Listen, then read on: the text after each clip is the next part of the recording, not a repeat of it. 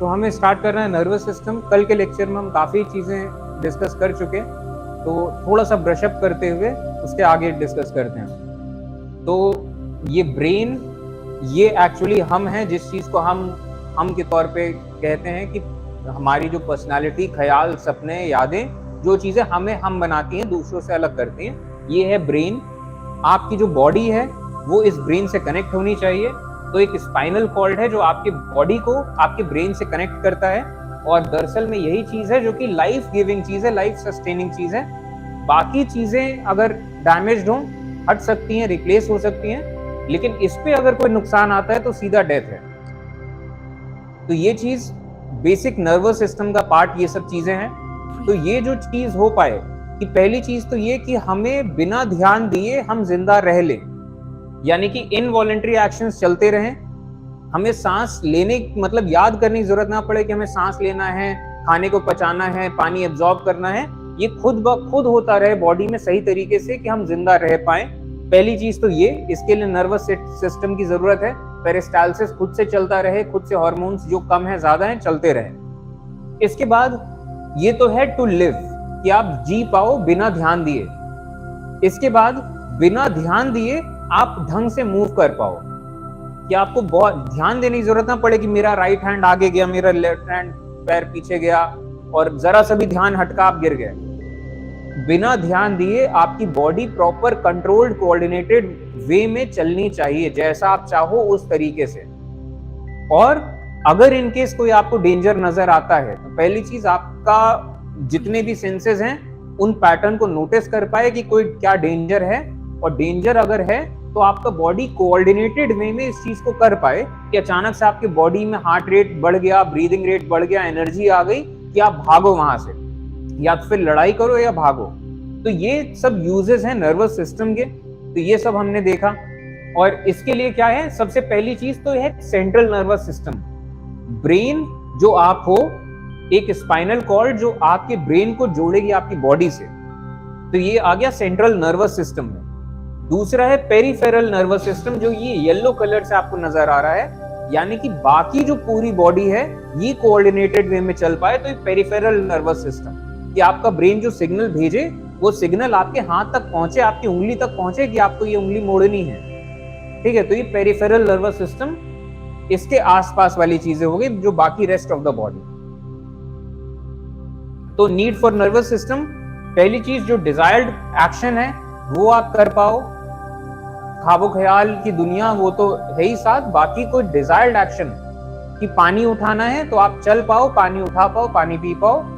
तो ये voluntary actions, and बाकी इनवॉलंटरी एक्शंस जो आपकी सोचना ना पड़े लेकिन आप जी पाओ, ज्यादा जी पाओ। इसके लिए बहुत जरूरी है कि आप कहीं पे भी कोई रिस्क या कोई ऐसा डेंजर फील कर पाओ और आपकी बॉडी रिएक्ट कर पाए, रिफ्लेक्सेस दे पाए। आपकी आंख में कुछ चला जाए तो खुद से रिफ्लेक्स हो कि आपकी आंख बंद हो जाए, पानी निकलने लग जाए आपकी आंखों से, कि आपकी बॉडी सही सलामत रहे। तो ये नीड फॉर नर्वस सिस्टम, इसका बेसिक यूनिट न्यूरॉन हमने देखा। तो न्यूरॉन में एक तरफ है सेल बॉडी, तो एक तरफ है सेल बॉडी जिसको पेरिकैरियन या साइटोन भी कहते हैं। ये रहा सेल बॉडी, ये सिग्नल्स पकड़ता है, ऐसे ट्री ब्रांचेस जैसी चीजें हैं जिनको कहा जाता है डेंड्राइट्स। फिर ये इस सिग्नल को यहाँ एक्सॉन कहा जाता है, इस लॉन्ग स्ट्रेच को ये सिग्नल ट्रांसमिट करता है। एक्सॉन, ये जो long part of the neuron है, और फिर ये एक्सॉन यहाँ पे टर्मिनेट होता है और ये न्यूरोट्रांसमीटर्स यहां से सिक्रीट करता है। जो न्यूरोट्रांसमीटर्स अगले न्यूरॉन से जुड़ेंगे तो वहां से स्टिमुलस अगले न्यूरॉन पे चला जाएगा। तो इस तरीके से न्यूरॉन्स का एक नेटवर्क है। तो थोड़ा थोड़ा सा ब्रशअप करते चलते हैं। जैसे cell body, well defined nucleus होता है, ग्रैन्युलर साइटोप्लाज्म होता है, सारे सेल ऑर्गेनल्स होते हैं सेंट्रोसोम को छोड़ के, क्योंकि न्यूरॉन्स डिवीजन नहीं करते हैं, तो कोई डिवीजन नहीं होना तो सेंट्रोसोम्स की जरूरत नहीं है। डेंड्राइट्स कंडक्ट करते हैं nerve impulses to the cyton या सेल बॉडी, और ये एक्सॉन के ऊपर माइलिन शीथ होती है, और जिसके एक बड़े सेंस में से न्यूरोलेमा भी कहते हैं। माइलिन शीथ की इंपल्स को इंसुलेट कर पाए पहली बात तो इम्पल्स लैप्स ना हो, और दूसरी बात कि इम्पल्स की इंटरमिक्सिंग ना हो पाए कि एक न्यूरॉन का इम्पल्स दूसरे न्यूरॉन में चला गया। तो एक ये जैसे वायर्स के ऊपर इंसुलेटिंग मटेरियल है, तो ये उस टाइप की चीज है।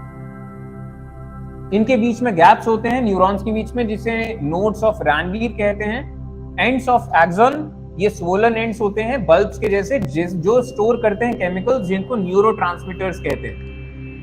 और एक न्यूरॉन दूसरे न्यूरॉन के बीच में जो गैप होता है, इसे कहते हैं साइनैप्टिक क्लेफ्ट या साइनैप्स भी कहते हैं। अब जरा देखते हैं ट्रांसमिशन ऑफ नर्व इंपल्सेस। तो ये नर्व इंपल्सेस जो कि डेंड्राइट्स पकड़ते हैं एक तरफ से, तो ये आगे की तरफ कैसे बढ़ते हैं, इसका तरीका ये है कि जो आउटसाइड बॉडी है न्यूरॉन्स की, ये पॉजिटिवली चार्ज्ड है और इनसाइड बॉडी नेगेटिवली चार्ज्ड है। और ये पॉजिटिवली चार्ज्ड क्यों है? बेसिकली सोडियम आयंस की वजह से। तो जब कोई इंपल्स आता है तो ये सोडियम आयंस के लिए ये बहुत वो होती है, परमिएबल हो जाती है एक्सॉन की लेयर, तो सोडियम आयंस अंदर चले आते हैं। तो ये अभी पोलराइज्ड स्टेट डीपोलराइज्ड हो जाती है, और ये सिग्नल इस तरीके से फिर आगे बढ़ता है।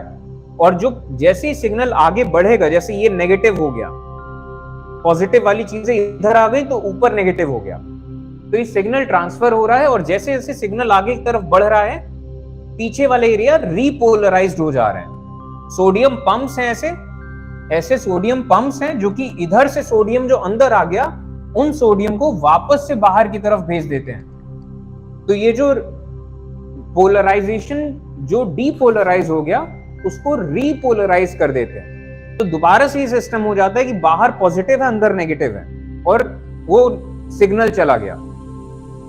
तो आउटर पार्ट पॉजिटिवली चार्ज होता है Na+ की वजह से, और इसे पोलराइज्ड स्टेट कहते हैं। जब इस एक ऑन कोई स्टिमुलस आता है, यानी कि ऑन स्टिमुलेशन, तो एक्सॉन ज्यादा परमिएबल बन जाते हैं टू Na+। तो Na+ का मूवमेंट होता है अंदर की तरफ, जिसे हम कहते हैं लॉस ऑफ पोलराइजेशन, या दूसरे लफ्जों में एक्साइटेड रीजन भी कह सकते हैं, क्योंकि यहां पे फील हो गया कि कोई सिग्नल आया है, और यही चीज आगे के पार्ट के लिए स्टिमुलस बन जाती है। यहाँ का ये जो डीपोलराइजेशन हुआ, ये आगे के लिए सिग्नल बन गया। और प्रीवियस एरिया जैसे सिग्नल आगे पहुंचा, तो पुराना एरिया जो है ये रीपोलराइज हो रहा है। और कैसे रीपोलराइज हो रहा है? Via the active transfer. ये जो पंप है, ये एक्टिव ट्रांसफर, यानी कि एक्चुअली में कोई चीज एक जगह से दूसरी जगह सेंड करी गई। तो ऐसे सोडियम पंप्स की वजह से ये सोडियम वापस से बाहर भेज दिया जाता है। अब साइनैप्स नर्व इंपल्सेस जंप करते हैं एक न्यूरॉन से दूसरे न्यूरॉन, और ये इंपल्स जब पहुंचते हैं टर्मिनल एंड्स ऑफ एक्सॉन पे, ये जब लास्ट में टर्मिनल एंड्स जो है एक्सॉन के यहाँ पे पहुंचते हैं, तो एसिटिलकोलिन, ये एक नाम दिया गया है। ऐसे और भी कई सारे केमिकल प्रोडक्ट्स होते हैं, ये केमिकल्स हैं जो कि न्यूरोट्रांसमीटर्स का काम करते हैं। फिलहाल 100 से ज्यादा ऐसे न्यूरोट्रांसमीटर्स डिस्कवर हो चुके हैं, और अभी और भी डिस्कवर होने हैं। तो ये इलेक्ट्रिकल इंपल्स केमिकल के जरिए फिर अगले न्यूरॉन्स तक जाता है। नेचर की ब्यूटी भी है कि किस तरीके से वो ट्रांसमिशन ऑफ एनर्जी हो रहा है। ये है साइनैप्टिक वेसिकल्स। इन वेसिकल्स में ये न्यूरोट्रांसमीटर्स हैं जो कि एक न्यूरॉन के एंड से दूसरे न्यूरॉन पे जा रहे हैं, और इसी तरीके से स्टिमुलस आगे शिफ्ट हो जाएगा। न्यूरॉन्स 3 तरह के हैं।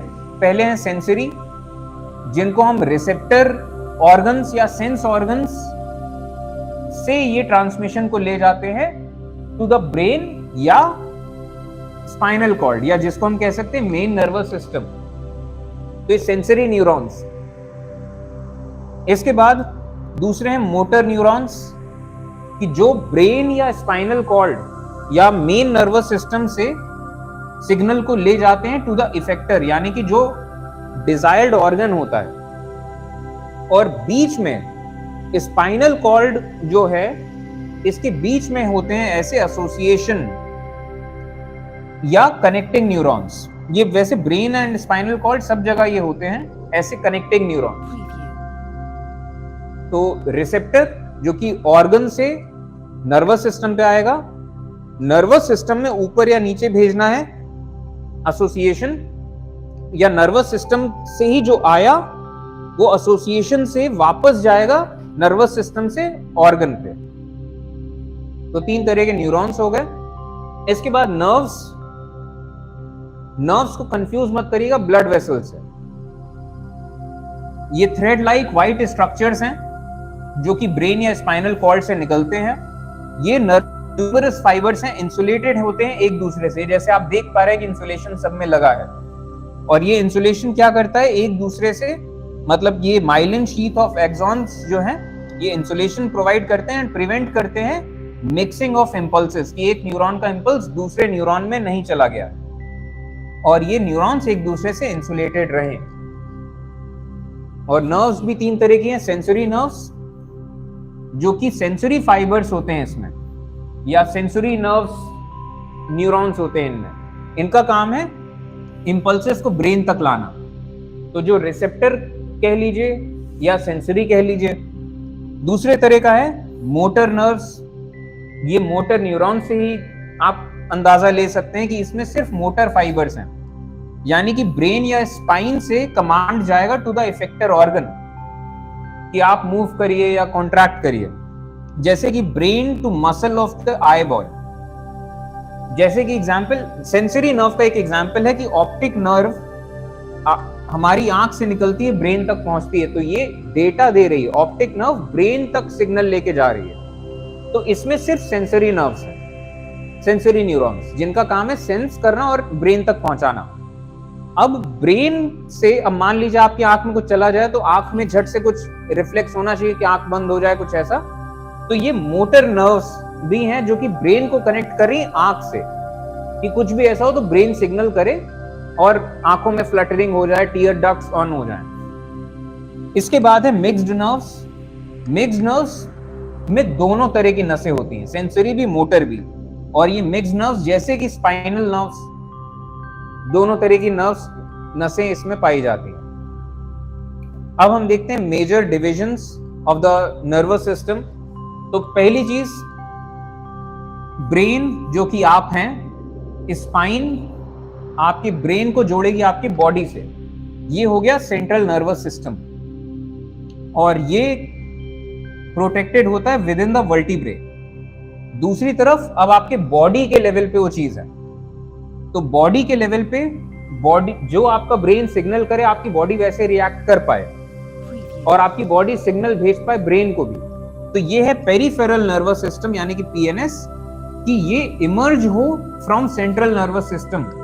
सेंट्रल नर्वस सिस्टम से नसें निकली हो and then enter into central nervous system, की नसें फिर वापस से गई हो सेंट्रल नर्वस सिस्टम तक। और पीएनएस तो ये हो गया कि आपकी बॉडी कैसे चलेगी, और आपकी बॉडी 2 तरीके से चलनी है।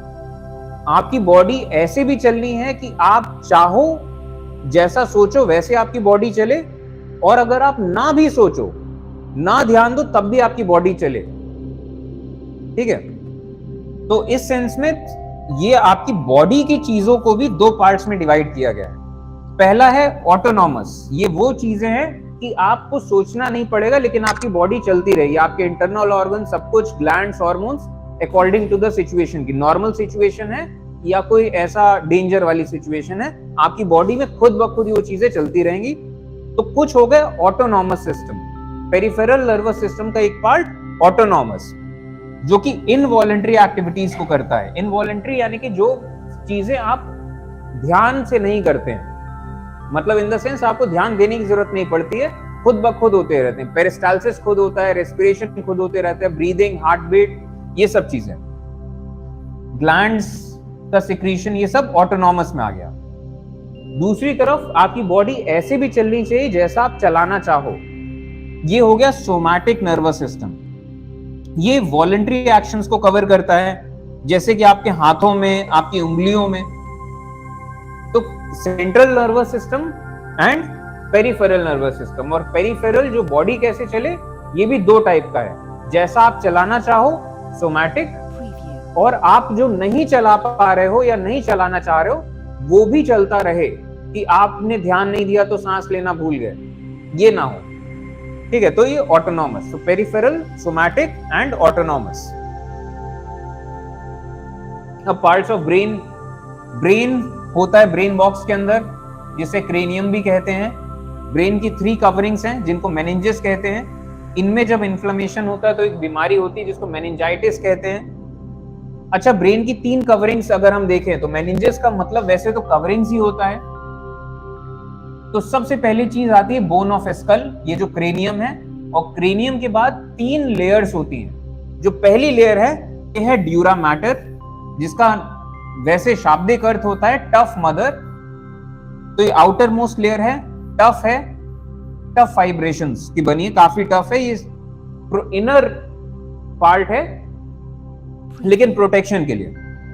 दूसरा है आर्कनॉइड, इसका मतलब होता है स्पाइडर, और स्पाइडर का मतलब एक जाल के जैसा। तो आर्कनॉइड ये चीज है, ये वाला पार्ट, कि ऐसा फाइबर्स के सेंस में नेटवर्क है जाल का, ये शॉक एब्जॉर्प्शन कुशन, इसका भी काम आएगा। तो ये थिन डेलिकेट मिडिल लेयर है।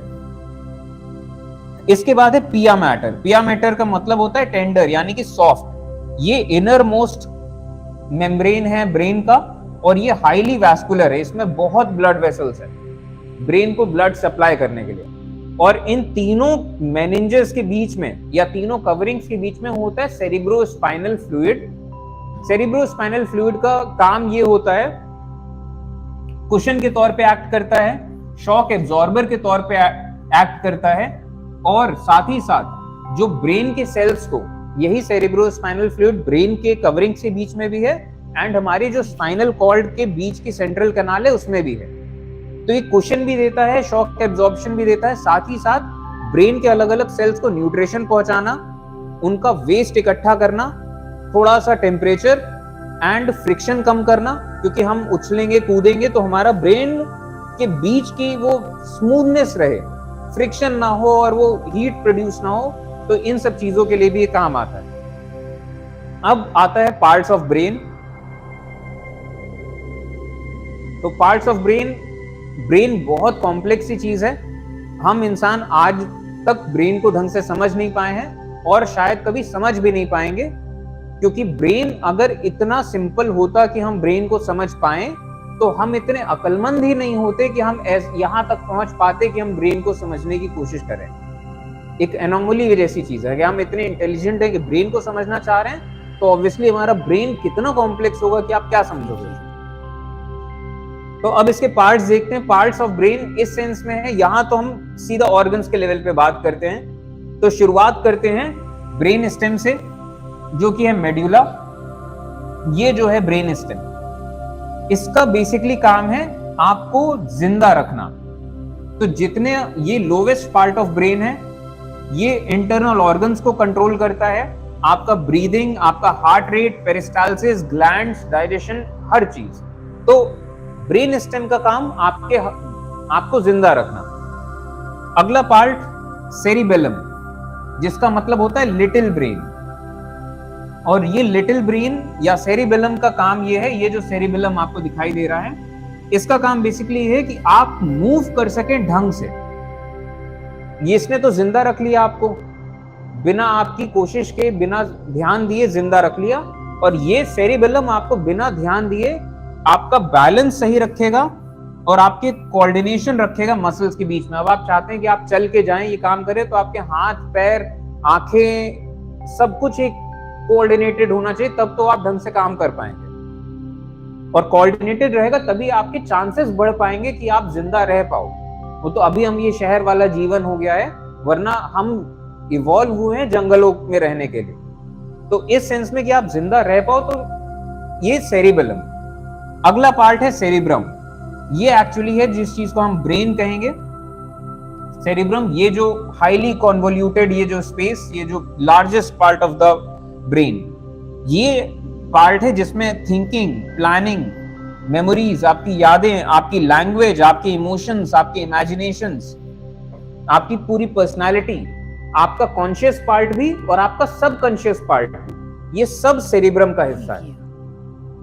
तो ये तो हमने पार्ट्स ऑफ ब्रेन के सेंस में अभी तक देखा। इसके बाद अब देखते हैं एरियाज ऑफ ब्रेन के सेंस में। तो एरियाज ऑफ ब्रेन शुरुआत यहीं से करते हैं, हाइंड ब्रेन, इसके बाद बीच वाला जो हिस्सा है ये हो गया मिड ब्रेन, और जो अपर वाला हिस्सा है ये हो गया फोर ब्रेन। हाइंड ब्रेन का काम ऑटोनॉमिक फंक्शंस, सेंसरी इंफॉर्मेशन देना, कोऑर्डिनेट करना मूवमेंट्स को, बैलेंस को, इक्विलिब्रियम को। तो ये ब्रेन स्टेम एंड सेरिबेलम मिला के बना, एंड इसमें और भी ऑर्गन है, पोन्स जिन्हें कहते हैं, ठीक है। ये तो अभी बता रखा है, इसको हम डिटेल में अभी आगे देखेंगे। तो खैर देख ही लेते हैं इसको। मिड ब्रेन ये आपके reflex action, auditory, visual information, ये सब चीजों को काम करता है। एंड इसके बाद फोर ब्रेन आपके information, reasoning, problem solving, language, emotions, personality, motor functions, ये सब चीजें फोर ब्रेन में आ गई। ब्रेन के सेंस में कुछ चीज ध्यान रखने लायक है कि जैसे एक चीज होती है जिसे, जैसे न्यूरॉन्स के केस में हमने ये चीज देखा कि न्यूरॉन्स की एक सेल बॉडी होती है और फिर लॉन्ग एक्सन और फिर इधर साइनैप्स एंड की तरफ। तो ये जो सेल बॉडी है, ये सेल बॉडी ग्रे कलर आप इसे मान लीजिए। तो अगर आप ब्रेन को बीच से इस तरीके से स्लाइस करें तो आप एक चीज ऑब्जर्व करेंगे। पहली चीज तो ये अंदर का पोर्शन हॉलो है, ब्रेन में ऐसे हॉलो एरियाज हैं और कई सारे छोटे छोटे पार्ट्स मिलके वो कंप्लीट एक सेट ऑफ थिंग्स बनाते हैं जिसे हम ब्रेन कहते हैं। तो बाहर वाला जो एरिया है ये है ग्रे मैटर, यानी कि ये जो न्यूरॉन्स हैं ये कुछ इस तरीके से अलाइंड हैं, और अंदर वाला जो एरिया है ये है व्हाइट मैटर। ये वाला एरिया ये व्हाइट है, सेल बॉडी वाला एरिया ग्रे है। तो न्यूरॉन्स कुछ इस तरीके से लगे हुए हैं कि ये बॉडी है, इधर की तरफ एंड है इनका। तो ग्रे मैटर, व्हाइट मैटर। और अगर आप स्पाइनल कॉर्ड के सेंस में देखें तो स्पाइनल कॉर्ड में भी यही चीज है, क्योंकि वो भी न्यूरॉन से मिलकर बना है। उसमें उल्टा हो जाता है, उसमें ग्रे मैटर अंदर है और व्हाइट मैटर बाहर है। तो यानी कि स्पाइनल कॉर्ड में जितने भी न्यूरॉन्स हैं इनका सेल बॉडी ऊपर की तरफ है, एंडिंग बाहर की तरफ है। रीजन्स ऑफ ब्रेन देखते हैं। तो सबसे पहले शुरुआत करते हैं हाइंड ब्रेन से, जो पीछे का नीचे वाला एरिया है। तो हाइंड ब्रेन की शुरुआत मेड्यूला से होती है, जिसको ब्रेन स्टेम कहते हैं। ये जो ब्रेन स्टेम मेड्यूला, जिसका काम है इंटरनल ऑर्गन्स को चलाना और जितने भी इनवॉलेंटरी मूवमेंट्स हैं इनको चलाना। दूसरा है पॉन्स। पॉन्स का काम यह है कि हमारा ब्रेन बेसिकली दो हेमिस्फीयर्स में है, लेफ्ट हेमिस्फीयर, राइट हेमिस्फीयर, और हमारी बॉडी भी सिमेट्रिकल है, एक लेफ्ट साइड एक राइट साइड। तो हमारे ब्रेन का left part, left hemisphere right side of the body संभालता है और right hemisphere left part of the body संभालता है। तो अगर आपका लेफ्ट हेमिस्फीयर डोमिनेंट है तो आप राइट हैंडेड हो गए, ठीक है। तो इन हेमिस्फीयर्स अपने आप में, ये ब्रेन पूरा एक सिंगल चीज के तौर पे दो हेमिस्फीयर्स में है। तो इन हेमिस्फीयर्स के बीच को तो जोड़ना पड़ेगा और सही तरीके से कोऑर्डिनेट करना पड़ेगा। तो इन दोनों हेमिस्फीयर्स को ये पॉन्स कोऑर्डिनेट करते हैं। मसल्स के मूवमेंट में, रेस्पिरेशन में भी पॉन्स का काम होता है, ये जो पॉन्स आपको दिख रहा है। इसके बाद सेरिबेलम। सेरिबेलम का काम बैलेंस बनाना, मस्कुलर कोऑर्डिनेटेड मस्कुलर एक्टिविटी, आप ढंग से चल पाए, ढंग से दौड़ पाए, उछल पाए, कूद पाए, आप जिंदा रह पाए, ठीक है। तो ये हो गया सेरिबेलम। तो ये जितना एरिया है ये हो गया हाइंड ब्रेन। अब आया मिड ब्रेन। ये स्मॉल ट्यूबुलर सेक्शन है, ये जिसका काम है रिफ्लेक्सेस प्रोवाइड करना, इन्वॉल्विंग ईयर्स एंड आईज। कुछ रिफ्लेक्सेस ऐसे हैं जिसमें आपको कुछ ऐसे एक तो ये वाले रिफ्लेक्सेस है कि आपको करंट लगा, झट से आपका हाथ हट गया। कुछ ऐसे रिफ्लेक्सेस है कि आंख में कुछ चला गया, आंख फ्लटर कर गई। ये सब तो ठीक सिंपल रिफ्लेक्सेस हो गए। कुछ कॉम्प्लेक्स रिफ्लेक्सेस होते हैं कि रस्सी पड़ी थी और आपने रस्सी देखा और अचानक आपको ये लगा कि वो सांप है और आपकी पूरी बॉडी अचानक से आप उछल के दूर चले गए। और फिर आपने ध्यान से देखा नहीं ये रस्सी थी, तो अचानक आपकी पूरी बॉडी में कुछ हुआ और इतना बड़ा मूवमेंट, कोऑर्डिनेटेड मूवमेंट आपने किया कि आप बिना गिरे या कुछ बिल्कुल सही डायरेक्शन में पीछे की तरफ आप कूद गए। तो ये रिफ्लेक्सेस आपको जीने के लिए मदद करते हैं और जंगल में आप जी पाए, सरवाइव कर पाए, तो ये सब चीजें तो बहुत ही ज्यादा जरूरी हैं। आप भले पेंटिंग बना पाए, पोएट्री कर पाए ना कर पाए, ये जरूर होना चाहिए, नहीं तो आप कर ही नहीं पाओगे। ठीक है, तो ये मिड ब्रेन रिफ्लेक्सेस, यहां मिड ब्रेन तक आते आते हम जिंदा हैं, हम मूव कर ले रहे हैं और हम रिफ्लेक्स भी कर पा रहे हैं। अब आता है fore brain, thinking, memory, reasoning, personality, conscious part, subconscious part, सब कुछ। तो इसमें फोर ब्रेन में भी अगर हम देखना शुरू करें तो हमारे मिड ब्रेन के सेक्शन के आसपास ही एक सेक्शन होता है जिसको हम कहते हैं लिम्बिक सिस्टम, या उसमें भी कई सारे पार्ट्स हैं। तो यहाँ पे दो पार्ट्स का जिक्र किया गया है और इनको कहा गया है डाइएन्सेफेलॉन। तो जैसे कि एक चीज है जिसको कहा जाता है थैलेमस। लिम्बिक सिस्टम का काम होता है इमोशंस और बॉडी को ज्वाइन करना किसी सेंस में, एंड सारे सेंसेस को भी ज्वाइन करना। जैसे कि एग्जांपल जैसे हम देखेंगे क्लियर होगा। थैलेमस एक चीज है जिसका काम है, वो ये रिले सेंटर है, pain and pressure to the brain. Relay centre की आप जो कुछ भी चीजें देख रहे हो वो सब का सब आंखों के जरिए ब्रेन तक जा रहा है, लेकिन जो इंपॉर्टेंट नहीं है आप उसे इग्नोर कर दोगे, जो इंपॉर्टेंट है वो आपका ब्रेन उस पर ध्यान देगा। तो थैलेमस इस चीज को फिल्टर करता है। वैसे तो आप रास्ते में चलते खूब सारी आपको महक आती रहती है, लेकिन आप को इग्नोर करते रहते हो। कोई खास महक अचानक से आपको स्ट्राइक करती है, तो ये थैलेमस का काम है कि ये महक हमें आई और इस पे ध्यान दो, ये कुछ ये ध्यान देने लायक महक है। महक हो, चाहे साउंड हो, चाहे एनीथिंग। दूसरी तरफ है हाइपोथैलेमस। इसी के साथ साथ हाइपोथैलेमस काम क्या करता है अगर बेसिकली, तो ये पिट्यूटरी ग्लैंड जो है, पिट्यूटरी मास्टर ग्लैंड, इसका कह लीजिए सीनियर है कि हाइपोथैलेमस ऑर्डर करता है पिट्यूटरी को, और पिट्यूटरी है मास्टर ग्लैंड कि जितने बॉडी के बाकी सारे ग्लैंड्स हैं वो सब पिट्यूटरी कंट्रोल करता है। तो अगर आपने अचानक से कोई शेर देखा तो आपकी बॉडी इस काबिल होनी चाहिए कि मूव कर पाए, और दूसरी चीज थैलेमस कन्वे करेगा ब्रेन को कि हमने शेर देखा है, भागना चाहिए। आपका ब्रेन मसल्स को कन्वे करेगा भागो, और इधर हाइपोथैलेमस इधर कन्वे करेगा पिट्यूटरी को कि आप जो अनयूजफुल चीजें हैं बॉडी की, उन एक्टिविटीज को बंद करो और एड्रेनल ग्लैंड ऑन करो, और एड्रेनल फ्लो करेगा। अचानक से हार्ट रेट तेज हो जाएगा, हार्ट बीट तेज हो जाएगी, ब्रीदिंग रेट तेज हो जाएगा, और लिवर में जो ये स्टोर्ड ग्लूकोज है उसको लिवर कन्वर्ट करने लगेगा एनर्जी में, और अचानक से बहुत ताकत आ जाएगी आपके अंदर भागने के लिए, लड़ने के लिए।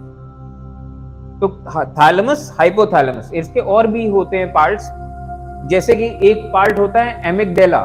एमिगडेला का काम है इमोशंस को सेंस करना। जैसे कि आपको जो डर लगता है वो डर कहां से आ रहा है, वो एमिगडेला एक चीज है जो कि उस डर को बनाता है। अगर एमिगडेला किसी का डैमेज हो जाए ऐसे, और ये सब हमें कई सारी चीजें ब्रेन के बारे में, फंक्शंस ऑफ ब्रेन हमें ऐसे पता चले जब किसी का एक्सीडेंट हुआ या कुछ भी एनीथिंग, और उसका एक पार्ट ऑफ ब्रेन डैमेज्ड है, तो क्या उसकी पर्सनालिटी बन के आ रही है।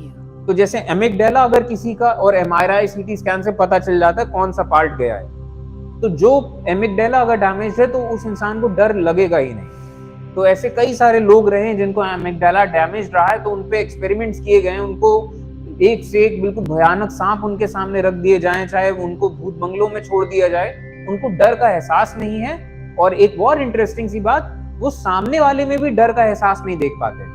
आम आदमी अगर उसके सामने कोई डरा हुआ आदमी है तो पहचान जाएंगे डरा हुआ है। एमिगडेला अगर आपका गया है तो डर आपकी जिंदगी से गया, ना आपको लगेगा, ना आप दूसरे में देख पाओगे कि ये आदमी डरा हुआ है, वो आप समझ ही नहीं पाओगे क्या हुआ, क्योंकि डर जैसा कोई कंसेप्ट ही नहीं बचा है।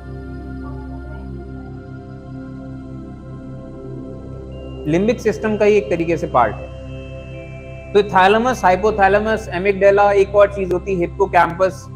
तो ये सब मिला के लिम्बिक सिस्टम, और ये इमोशंस कैसे जुड़ते हैं हमारी बॉडी से, कि एग्जाम देने जा रहे हैं, हमारे पेट गुड़गुड़ा रहा है, हम कुछ अच्छा सोचते हैं तो फील गुड करते हैं, बुरा सोचते हैं किसी बात पे आपको पहले गुस्सा आया होगा, आप आज सोचने लग जाएं, अभी आपको गुस्सा आने लग जाएगा और आपकी हार्ट बीट तेज हो जाएगी और ये सब होने लग जाएगा। आपको पता है ये सच नहीं है, ये नहीं हो रहा है, लेकिन आपकी बॉडी वैसे रिएक्ट कर रही है। आप हॉरर फिल्म देखें, आपको वो एमिगडाला जो है, जो फियर वाला है, थैलेमस एमिगडाला को बताता है कि हम कुछ डरावना देख रहे हैं और एमिगडाला एक्टिवेटेड है, तो आपको डर लग रहा है, आपको पता है ये फिल्म है, ये सच्चाई नहीं है, ये सब बनावटी है, कुछ भी नहीं है इसमें डरने वाला, लेकिन फिर भी आपको डर लगेगा क्योंकि थैलेमस एमिगडाला को बताएगा कि हम एक डर का सेंस कर रहे हैं और एमिगडाला एक्टिवेटेड है। खैर, तो ये यहाँ पे हमने इमोशंस भी आ गए एंड हमारा active conscious part of brain body से जुड़ रहा है किस तरीके से। इसके बाद क्योंकि बॉडी से तो जुड़ना ही है, at the end hormone secrete करने हैं और बहुत सारी सब चीजें, तो आप अगर बॉडी से जुड़ रहे हो तो बॉडी भी तो आपसे जुड़ेगी, तो आपके ख्यालों से बॉडी पे कितना इफेक्ट पड़ेगा। खैर, इसके बाद cerebrum, intelligence, memory, consciousness, will power, voluntary activities, ये सब सेरिब्रम का पार्ट है। और हम जब जानवरों के ब्रेन्स देखते हैं तो हमें इवोल्यूशन ऑफ ब्रेन दिखता है कि किस तरीके से ब्रेन्स इवॉल्व हुए और कैसे इंसेक्ट्स और फिर फिशेस और कैसे कैसे आगे बढ़ते हुए ब्रेन्स का इवोल्यूशन हुआ। इंसानों के पास पहुंचने के बाद भी कैसे कैसे हमारा सेरिब्रम आगे के पार्ट में एक्सपैंड करता रहा, हमारा क्रेनियम बढ़ते रहा, ह्यूमन ब्रेन्स का साइज बढ़ रहा है तो उनके इमेजिनेशंस बढ़ रहे हैं, लैंग्वेजेस की कॉम्प्लेक्सिटी बढ़ रही है, और करते करते ये जैसे यहाँ पे hagfish, starting type of fish, इनका ब्रेन कैसा है, और ये जो थॉट्स वाला पोर्शन है, देखिए यहाँ छोटा है थॉट्स वाला पोर्शन, और आगे के टाइम में कैटफिश, ये लिजर्ड, यहाँ से रेप्टाइल्स जैसे शुरू हो जाते हैं, इनका ये पोर्शन बढ़ रहा है। चिकन्स, माउस, मंकी तक आते आते ये पोर्शन बढ़ते जा रहा है।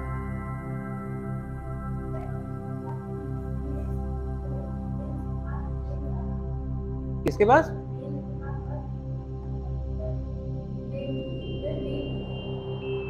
तो पूछ रहे हैं, बता रहे हैं, बॉडी के हिसाब से है, और जब पूरी बॉडी ही कम है तो बॉडी के पार्ट्स भी कम होंगे, लेकिन ब्रेन का वो साइज और वो फंक्शनिंग है। तो अब वही चीज, अब आप कहेंगे जो दानव जैसा आदमी उसका ब्रेन ज्यादा बड़ा होगा जो छोटी हाइट का है। इंसानों में आगे इतने इवॉल्व कर गया तो फिर अब वो चीजें इतना मायने नहीं रखती। तो ये अलग अलग हेमिस्फीयर्स हैं, इन हेमिस्फीयर्स के बीच में एक चीज है जो कि जोड़ के रखती है, कॉर्पस कलोसम कहते हैं जिसे। तो अभी तक हमने पार्ट्स ऑफ ब्रेन देखे, तो अगर हम और दूसरे एक और एस्पेक्ट में अगर हम पार्ट्स ऑफ ब्रेन देखें तो एक है रेप्टिलियन ब्रेन। रेप्टिलियन ब्रेन का मतलब कि आपके सर्वाइवल वो जारी रखेगा और इंस्टिंक्ट्स आपके अंदर आएंगे, रिफ्लेक्सेस आपके अंदर आ जाएंगे, यहाँ पे रेप्टाइल्स तक की चीजें हैं। फिर लिम्बिक सिस्टम, इमोशंस, इमोशंस ये मैमल्स तक आ गए हैं। आप किसी जानवर से दोस्ती हो जाती है, कोई जानवर आपका पालतू हो जाता है, ठीक है, तो ये इमोशंस, लिम्बिक सिस्टम की उसकी एक शख्सियत जैसी बन रही है। शख्सियत वैसे रेप्टाइल्स की भी होती है लेकिन इतना ज्यादा नहीं, ये और इमोशंस प्रोसेसिंग हो गई। इसके बाद अगला पार्ट है नियोकॉर्टेक्स। नियोकॉर्टेक्स बेसिकली सेरिब्रम का हिस्सा, और ये फ्रंट पार्ट, ये speech, language and writing, logic, thinking, reasoning और कोऑर्डिनेशन और इमेजिन रियलिटीज, ये सब नियोकॉर्टेक्स। और जब ये इंसानों के पास आए तो इंसानों के अंदर ये चीज हुई कि हम इतनी लैंग्वेज, कॉम्प्लेक्स लैंग्वेज बना पा रहे हैं। बंदर एक दूसरे से बात करते हैं तो बहुत सिंपल लैंग्वेज के सेंस में बात करते हैं कि वो वहां है कुछ ऐसा, बहुत बेसिक चीजें ही कन्वे कर पाते हैं। उनकी लैंग्वेज इतना डेवलप्ड ही नहीं, उनके थॉट्स इतने डेवलप नहीं है। हम कितना कुछ कन्वे कर देते हैं। वो वहां था, उसके पास ये था, उसने ये कपड़े पहने थे, वो इधर देख रहा था, तो ये हो रहा था, वो हो रहा था, तो तुम जाना तो तुम ऐसा करना, तुम ये करके जाना तो ऐसा ऐसा करके हम कर सकते हैं। तो पार्ट्स ऑफ ब्रेन, और अगर हम सेरिब्रम के भी अलग अलग पार्ट्स देखें तो जैसे फ्रंटल लोब है, ये thinking, memory, behaviour and movement, frontal lobe. Parietal lobe भी कानों के पास पाया जाता है, तो ये language and touch. Occipital lobe ये आंखों की जितनी नसें दिमाग के पीछे वाले एरिया में जाती हैं, ऑसिपिटल लोब। और टेम्पोरल लोब ये लर्निंग, रीजनिंग, फीलिंग, हियरिंग, सुनने वाला, ये अच्छा ये है कानों के पास वाला टेम्पोरल। वो पेरिटल इधर वाला लैंग्वेज एंड टच। ये हो गया अलग अलग पार्ट्स ऑफ ब्रेन। अब आते हैं स्पाइनल कॉर्ड पे। स्पाइनल कॉर्ड निकलती है मेडुला से और फिर पूरे होल लेंथ ऑफ बैकबोन इसको कवर करती है, नीचे तक जाती है to the second lumbar vertebrae, यानी कि ये नीचे वाले पार्ट के डिफाइन किया गया वहां पे। और न्यूरल कैनाल होता है इसमें ये भी कवर्ड होता है by the same three membranes, dura mater, arachnoid और पिया मैटर। इसमें भी यही तीनों मेम्ब्रेन्स होती हैं। और इसके ब्रेन के कंपैरिजन में white and grey matter interchange है। ब्रेन में ग्रे मैटर बाहर था, व्हाइट अंदर था। इसमें व्हाइट बाहर है, ग्रे अंदर की तरफ।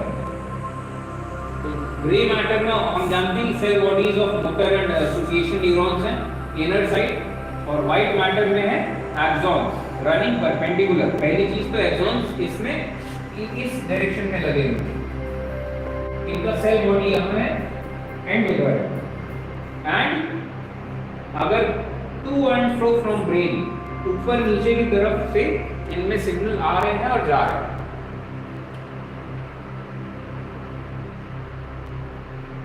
ये है सेंट्रल कैनाल जो कि कंटिन्यूअस है with the cavities of brain. इसमें भरा है सेरिब्रोस्पाइनल फ्लूइड जो कि शॉक एब्जॉर्प्शन के तौर पे काम आता है, exchange of food material, waste products, respiratory gases, इन सब चीजों के एक्सचेंज में न्यूरॉन्स की हेल्प करता है ये सेरिब्रोस्पाइनल फ्लूइड। अब स्पाइनल कॉर्ड के फंक्शंस, जितने भी रिफ्लेक्सेस होते हैं बिलो नेक, गर्दन से नीचे के जितने रिफ्लेक्सेस ये स्पाइनल कॉर्ड संभालेंगे। जितने भी सेंसरी नर्व्स आते हैं स्किन से ब्रेन तक इनको कनेक्ट करना, और जितने भी मोटर रिस्पॉन्स आते हैं ब्रेन से मसल्स के लिए इनको कनेक्ट करना। ऑब्वियसली स्पाइनल कॉर्ड का मतलब ये है कि ब्रेन से बॉडी को कनेक्ट करना। तो बॉडी भी जुड़ी होनी चाहिए ब्रेन से, ब्रेन भी जुड़ा होना चाहिए बॉडी से।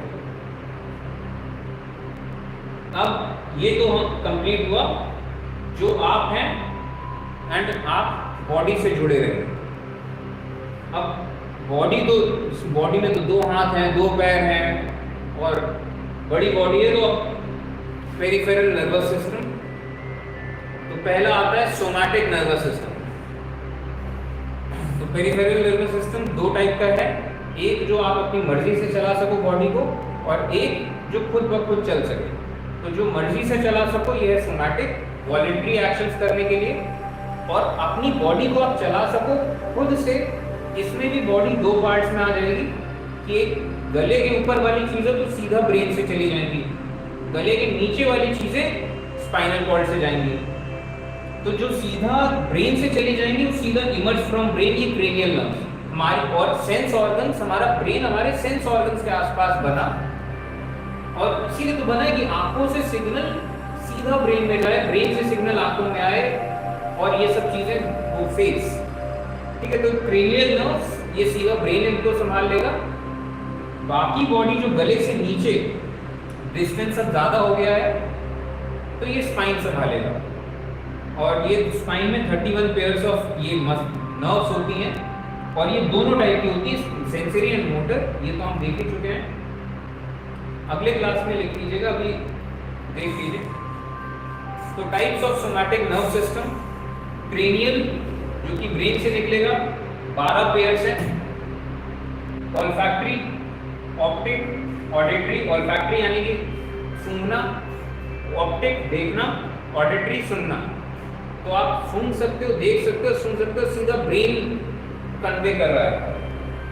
तो ये सब है। इसके मोटर नर्व्स क्रेनियल नर्व्स में जाती हैं हमारे आईज तक, आई मसल्स पे, कि झट से हम फ्लटर कर सकें। मेज नर्व्स चेहरे और टंग में, कि रिसेप्शन भी जाए एंड एक्शन जो कर रहा हूँ वो एक्शन भी जाए। तो ये हो गया क्रेनियल नर्व्स। अब स्पाइनल नर्व्स जो कि स्पाइन से निकलती है, 31 पेयर्स हैं इनके, और पेयर्स एक लेफ्ट साइड एक राइट साइड, लेकिन बस वो डिपेंड करता है कि बॉडी के कौन से पार्ट हैं, तो किस हिसाब से हमने डिवाइड किया है। तो जो गर्दन वाला हिस्सा है इसे हम सर्वाइकल कहते हैं, सीने वाला हिस्सा थोरियासिक कहते हैं, कमर वाला हिस्सा लंबर कहते हैं, और इधर लास्ट वाला हिस्सा सेक्रल कहते हैं, और यहाँ पे स्पाइनल कॉर्ड खत्म है, टेल बोन कह लीजिए। तो हमने ये वेस्ट रीजन, थोड़ा कमर का रीजन, और ये पूरा इस तरीके से सर्वाइकल, थोरियासिक, लंबर, सेक्रल, ये रीजन्स हैं। इन रीजन्स में स्पाइनल वाला एरिया डिवाइडेड है, और स्पाइनल वाले एरिया से जितनी भी नसें निकलती हैं, दो टाइप की नसें निकलनी हैं। एक टाइप की नस रिफ्लेक्स तो सिर्फ स्पाइनल ही संभाल लेता है, तो इधर एक तरफ से ये वाली चीज आए, एक तरफ से सेंसरी न्यूरॉन आए जो सेंस लाए, और इधर से मोटर न्यूरॉन चलेगा उसी एरिया में। तो इस तरीके से ये अरेंज है। तो स्पाइनल नर्व्स के दो रूट्स होते हैं कि स्पाइन से दो नसें निकलेंगी, एक रिसेप्शन लगेगी, एक मोटर वाली नर्व। तो दो रूट्स हैं, डॉर्सल या वेंट्रल। अब ये डॉर्सल वेंट्रल खास टर्म्स हैं, इनको जरा देखते हैं। और ये एंटीरियर, पोस्टीरियर, इंफीरियर, सुपीरियर, ये सब वही चीजें हैं, बस इनके टर्म्स के सेंस में बदले हुए हैं। जैसे कि सामने वाली चीज को हम वेंट्रल कहेंगे, जो हमारे बॉडी के सामने वाला हिस्सा है वेंट्रल, पीछे पीठ वाला हिस्सा डॉर्सल। अगर एंटीरियर पोस्टीरियर में देखें तो सामने वाला हिस्सा वेंट्रल हिस्सा एंटीरियर है, पोस्टीरियर यानी कि पीछे वाला हिस्सा। तो डॉर्सल, पोस्टीरियर, डॉर्सल साइड या पोस्टीरियर साइड, ये सब पीछे, और आगे वेंट्रल या एंटीरियर। सुपीरियर यानी कि ऊपर की तरफ से जब आप देख रहे हो, ये तो हम सामने की तरफ से देख रहे हैं। ऊपर से अगर आप चीजों को देखो सुपीरियर, नीचे से देखोगे तो इंफीरियर। और ब्रेन के सेंस में एक और डायमेंशन भी है। अगर ब्रेन के सेंस में देखें तो ब्रेन का वेंट्रल नीचे है, नीचे को वेंट्रल माना गया है, ऊपर को डॉर्सल माना गया है, कि ब्रेन यूं करके बॉडी की तरफ। और अगर इस सेंस में देखें तो रॉस्ट्रल, कॉर्डल, ये इस सेंस में कि स्पाइन की तरफ वाला हिस्सा या स्पाइन के अगेंस्ट वाला हिस्सा।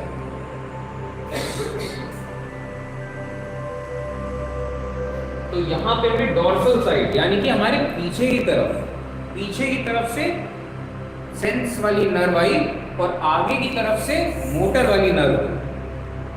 और ये दो रूट्स कनेक्ट हो रहे हैं स्पाइनल कॉर्ड में, और स्पाइनल कॉर्ड में भी ग्रे पोर्शन तक आ रहा है। तो ये रूट्स हैं। हर एरिया में वन पेयर ऑफ नर्व्स जाएंगी, वन पेयर यानी कि दो, एक लेफ्ट साइड एक राइट साइड, और हर नर्व की दो रूट है, एक सिग्नल लाने के लिए, एक सिग्नल भेजने के लिए। तो ये हो गई स्पाइनल नर्व्स। तो क्रेनियल स्पाइनल यानी कि बॉडी हमारे हिसाब से चले। अब ये है ऑटोनॉमस यानी कि बॉडी अपने हिसाब से भी चल पाए, हम ध्यान ना दें लेकिन फिर भी बॉडी ढंग से काम करती रहे। ये भी दो तरह का है। पहली चीज ये है कि शेर को देख के आप झट से भाग लो, और इतना ओवर वर्क आपने किया है तो आपकी बॉडी थोड़ा काम डाउन होगी, तब आप नॉर्मल हो। तो आप नॉर्मल से निकले एक्साइटेड स्टेट, एक्साइटेड से आपको फिर से नॉर्मल स्टेट में आओगे, तब ना आपको एक साइकिल बनना उसी में रह गया, वो भी रिस्की आपके लिए। तो सिंपैथेटिक जो कि आपको एक्टिवेट करेगा, ऐसी सब चीजें एक्टिवेट, हार्ट बीट बढ़ा दो, ब्रीदिंग बढ़ा दो, एक्टिवेट। और ये सब होने के बाद बॉडी को रिलैक्स करने के लिए पैरासिम्पैथेटिक। तो वही नर्व्स का एक सेट है। जैसे कि सिंपैथेटिक क्या कर रहा है, अगर आप डेंजर में हो, आपको लड़ाई करनी है, तो खाना तो नहीं उस टाइम आपको, तो सलाइवा बंद, कि कुछ हो चाहे ना हो, सलाइवा नहीं निकलेगा। अब ये सिंपैथेटिक में आ गया, एक नर्व है सलाइवरी ग्लैंड ऑफ, आगे उसको ऑन भी तो करना है। तो पैरासिम्पैथेटिक, जब आप डेंजर से निकल गए तो ये सब जो चीजें ऑन कर दो, कुछ चीजें यहां पे ऑन कर दो, हार्ट रेट बढ़ा दो, लेकिन जैसे ही डेंजर से निकले, मतलब यहां हार्ट रेट बढ़ा दिया, डेंजर से निकले तो अब कम कर दो, अब जरूरत नहीं है। तो ये ऑन ऑफ। अब क्योंकि दो फंक्शन है तो दो नसें आपको देनी पड़ेगी, तो इस वजह से ऑटोनॉमस नर्वस सिस्टम की दो तरह का, ऑन ऑफ।